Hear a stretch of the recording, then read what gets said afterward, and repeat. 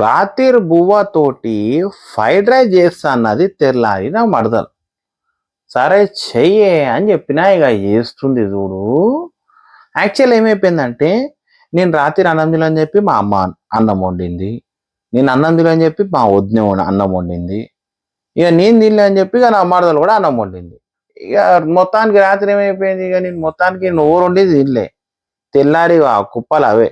అయితే ఇప్పుడు బావా నేను ఫ్రైడ్ రైస్ చేస్తావు బావా, నువ్వు తిను బావా అని చెప్పింది. ఇక సరేలే చేస్తుంది ఏందో చూద్దాం అని చెప్పి ఇక చూసుకుంటా కూర్చున్నా.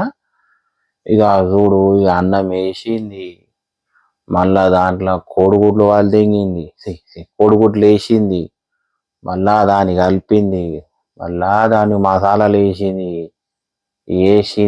కలుపుతుంది, క్యారెట్ వేసింది, బినీస్ వేసింది, కలుపుతుంది. ఫస్ట్ అయితే నాకు ఆ కోడిగుడ్లు అలాగా అన్నం కలపంగానే సగం పానం చచ్చిపోయింది నాకు. మీ అమ్మ పోయి బయట బిర్యానీ తింటా అని చెప్పి ఇక ప్లాన్ చేసుకున్నా. సరే ఇది ఏం చేస్తావో చూద్దాం అని చెప్పి ఇక అంతా లాస్ట్లో ఇక కలుపుతుంది చేస్తుంది అంతా అయిపోయిన తర్వాత ఇక ఆఖరికి సర్ప్రైజ్ ఇచ్చింది చూడు. మటన్ ముక్కలు యాడికైనా పట్టుకొచ్చిందో తెలియదు కానీ మటన్ ముక్కలు అయితే తీసుకొచ్చింది.